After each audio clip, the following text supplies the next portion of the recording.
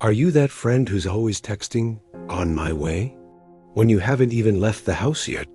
Or do you find yourself rushing into meetings, breathless and apologizing, while everyone else is already settled?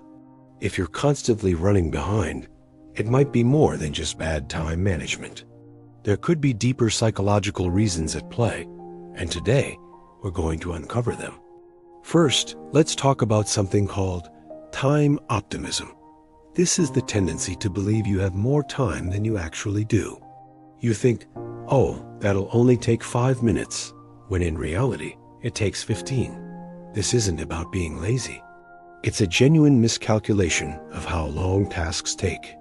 Your brain is essentially wearing rose-colored glasses when it looks at the clock. Sound familiar? You might be a time optimist. Next up is the thrill-seeker type. For some people, the adrenaline rush of racing against the clock is secretly exciting. The pressure of being just on the verge of lateness creates a sense of urgency and focus that they find stimulating. They might not consciously realize it, but they thrive on that last-minute dash to the finish line. It makes an ordinary task, like getting to an appointment, feel like a mini-adventure. Then there's the people pleaser. This one is a bit counterintuitive. People pleasers hate disappointing others. So how can they be late? Well, they often overcommit. They say yes to too many things and overload their schedules because they don't want to turn anyone down. They want to squeeze in one more email, one more favor, one more chat before they have to leave, which inevitably pushes their entire schedule back. Their desire to be helpful, ironically, ends up making them late and inconveniencing the very people they want to please. Another common pattern is related to anxiety and perfectionism.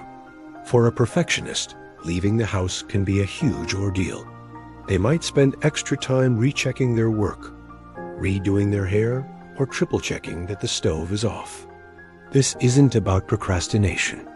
It's about a deep-seated fear of making a mistake or not being perfectly prepared.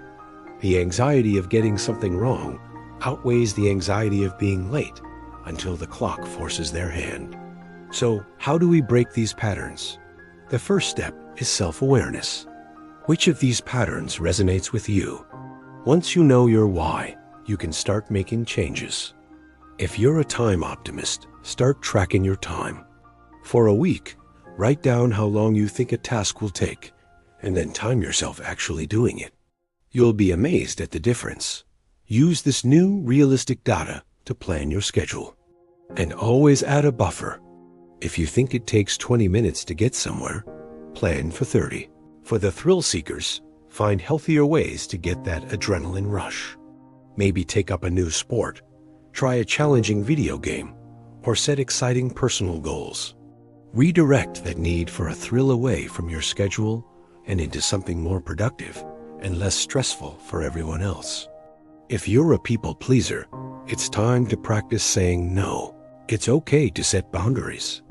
Learn to value your own time as much as you value others.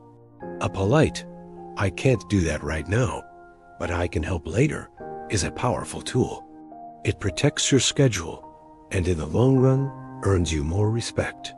And for the perfectionists struggling with anxiety, try to challenge those "what if" thoughts. Ask yourself, what's the worst that could happen if my presentation has a tiny typo? Often, the consequences are far less catastrophic than your anxiety makes them out to be.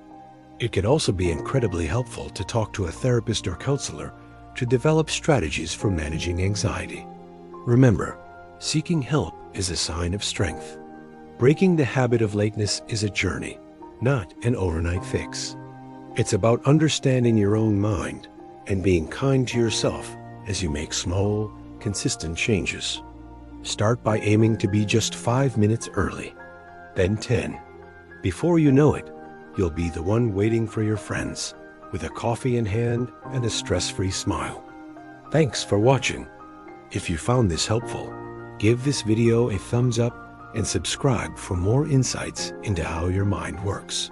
Let me know in the comments which lateness type you are. See you next time.